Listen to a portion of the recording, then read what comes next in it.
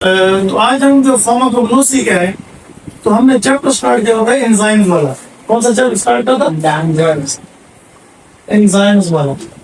तो आज हम कुछ स्पेसिफिक एंजाइम्स हैं जो फार्माकोग्नोसी से रिलेटेड हैं, उनको पढ़ लेते हैं। तो पहला एक एंजाइम है, उसको कहते हैं ब्रोमोलेन।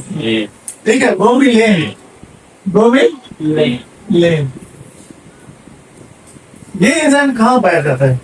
ये होता है जी फ्रूट और स्टेम। कौन सा प्लांट के? Pineapple plant. कौन सा प्लांट? पाइनएप्पल। देखो ब्रोमोलेन ये क्या है? एंजाइम है ब्रोमिलेन। ठीक है जी। ये कौन सा प्लांट में पाया जाता है? पाइनएप्पल। और पाइनएप्पल के प्लांट के कौन सी जगह पे? फ्रूट और स्टेम है। ठीक है, तो इसके बेसिक ये हो गई। कहां से हम लेते हैं उसको? We can get it from the fruit and stem of the pineapple plant. ठीक है, और ये मोस्टली हर जगह आजकल पाया जाता है, थ्रू आउट द वर्ल्ड पाया जाता है। ठीक है ना, इसको हम कह सकते हैं कि हिस्टोरिकली मतलब हिस्ट्री देखे ना, तो ये मोस्टली था central and the south America. ठीक है ना, ये पहले तो अगर इसलिए हम हिस्ट्री चेक करें ना, तो पहले देखना था हिस्टोरिकली ये था सेंट्रल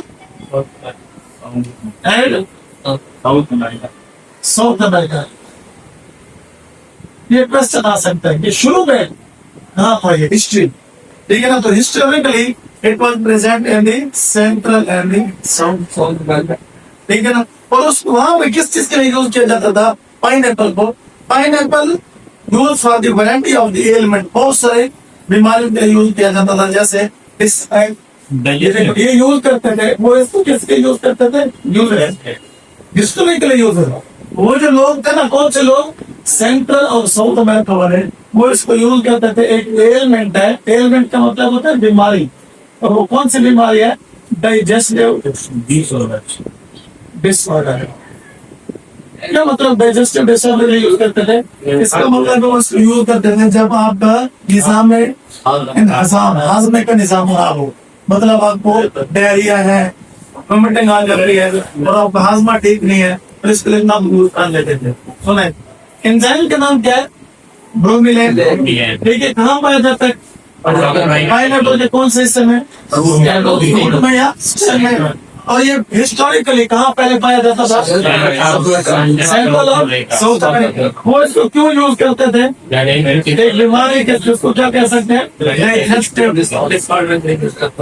लेकिन आजकल तो पूरी दुनिया में पाइनएप्पल पाया जाता है। ठीक है ना, ट्रॉपिकल रीजन में और सब ट्रॉपिकल रीजन में पाया जाता है। ठीक है, और उसके बाद है ये इसका ना एक ये जो एंजाइम है, इसकी खूबी है, वो है प्रोटियोलाइटिक खूबी, और दूसरा मिल्क क्लटिंग एंजाइम है। यानी ये है प्रोटियोलाइटिक है, प्रोटियोलाइटिक है। और दूसरा इसका क्या नाम रख सकते हैं? Milk clotting. मिल्क को क्या कहते थे? क्लॉट एंजाइम है ये। इसका मतलब है इसके अंदर जो ग्रोथ हो गया तो बहुत है। प्रोटीन का मतलब है प्रोटीन को तोड़ने वाला, यानी ये क्या कहते हैं? डाइजेशन करा देता है। किसकी? Digestion of protein. तो हमारे जो डाइट है, खाना है, उसका मोस्टली क्या होती है? प्रोटीन होती है। इसलिए जो खाना खाते हैं, जैसे मीट खा लिया, चिकन खा लिया, उसमें प्रोटीन होती है। तो उसकी ब्रेक डाउन अगर सही तरीके से डाइजेशन हो जाए, तो सही तरीके से उसकी हाजमा भी हो जाएगा और सारा कुछ। इसलिए प्रोटियोलाइसिस करता है। और दूसरा जो मिल्क है, उसकी क्या करता है? क्लॉटिंग है। ठीक है, इसलिए इसको यूज किया जाता है। ठीक है बच्चे, अब अगर आ जाते हैं कि इसके सोर्स कौन से हैं। ठीक है, मतलब बोलना ना सोर्स, तो इसको हमने कभी बताया कि इसको हमको यूज कर सकते हैं कहाँ से? फ्रूट से। स्टेम ऑफ द अनानास। पाइनएप्पल के अनानास नहीं है, ओवोसस। कहाँ से लेते हैं? अनानास, ओवोसस, ये इसका नाम है। अनानास, अनानास, पाइनएप्पल को अनानास कहते हैं, अनानास ओवोसस। और इसके फैमिली क्या है? ये क्या है? ब्रोमिलेन है। तो इसकी फैमिली का नाम क्या है? ब्रोमिलिएसी। ये क्वेश्चन से बुला सकता है। फैमिली ब्रोमी ये ब्रोमिलिएसी, क्या नाम है इसका? ब्रोमीन लीचेसी। अच्छा, इसका जो कितना हिस्सा ले सकते हैं वो मॉलिक्यूलर वेट है 2800 मिली मोल। ठीक है। कलर इसका क्या होता है? हमें देखना होगा येलो। येलो। तो इसमें क्या लिखा है? कलर येलो है। कलर कौन सा? येलो है। अच्छा जी, उसके बाद चौथा पॉइंट देख लें। कलर के बाद देखिए, पहला पॉइंट क्या लिखा है उसने? ये वाला किसलिए यूज किया जाता है? पॉइंट नंबर 1 कर दो, पॉइंट बना दो। अच्छा, दूसरा उसने क्या लिखा है? लिखा है जो फैमिली। फैमिली, क्या लिखा है? फैमिली। अच्छा, तीसरा पॉइंट क्या है? कलर। तो कलर इसका क्या है? येलो। येलो। चौथा पॉइंट क्या है? सोलबिलिटी, यानी पानी में सोलबल है या नहीं है। ओके, अगर नहीं है तो फिर किस चीज में सोलबल है? इसको क्या कहते हैं? सोलबिलिटी।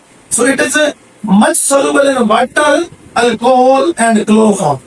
बहुत ज्यादा, अगर इसको पानी में डाल दो तो सोलबल है। It is soluble in water, H2O मतलब water. It is soluble in alcohol and soluble in chloroform. Chloroform use किए जाते हैं नशे के लिए। क्लोरोफॉर्म, ठीक है ना, वोलेटाइल है, सुधरी रहती है, ठीक है ना, तो इसके लिए होते हैं, उसमें भी रखो। अच्छा, इसके यूजेस आते हैं, ये इंपॉर्टेंट है। पांचवा पॉइंट बहुत इंपॉर्टेंट आ भी सकता है कि what are the uses of the bromelain, ठीक है ना। तो देखो, लिसन बिट एंजाइम्स पढ़ रहे हैं, उसमें एक एंजाइम उसका नाम है ब्रोमिलिन। ब्रोमिलिन कहाँ से ले लें? पाइनएप्पल की क्या से लेते हैं। और इसको का हिस्ट्री कहाँ था? सेंट्रल साउथ अमेरिका में यूज कहाँ करते थे? डाइजेशन रिसर्च के लिए, क्योंकि ये क्या करता है? प्रोटीन की डाइजेशन कराता है और मिल्क की कराता है, ठीक है। उसके बाद इसकी जो फैमिली है वो ब्रोमिलिएसी है। कलर इसका येलो होता है। पानी में, अल्कोहल में और क्लोरोफॉर्म में ये क्या है? ठीक है। अब मेन पॉइंट क्या है इसका? कि कहाँ इसको हम यूज कर सकते हैं? तो जितने भी डाइजेस्टिव डिसऑर्डर है उसमें यूज कर लेंगे ना। ये प्रोटियोलाइटिक है, क्या ये?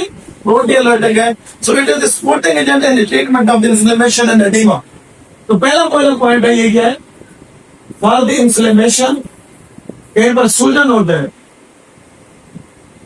और एडिमा होता है। एडिमा स्वेलिंग, सूजन, इन्फ्लेमेशन, इस तरह की रेडनेस, स्वेलिंग और वहां हो जाए, ठीक है, तो इसको हम यूज कर सकते हैं, ठीक है ना। और एज ए सपोर्टिंग एजेंट, यानी किसी और चीज के साथ देंगे, किसी इन्फ्लेमेशन है, ठीक है ना, और सूजन है, रेडनेस है और साथ में एडिमा भी है, माने जमा होगी उस जगह पे, तो फिर एक तो एक्चुअल चीज देंगे जो उसको काम करेगा। उसके सपोर्ट करने के लिए हम क्या दे सकते हैं? ब्रोमिलिन दे सकते हैं, एंजाइम दे सकते हैं, ठीक है। Widely use in the leather factory, तो दूसरा इसका यूज काम क्या है? लेदर की जो फैक्ट्री होता है, फैक्ट्री होती है, ठीक है।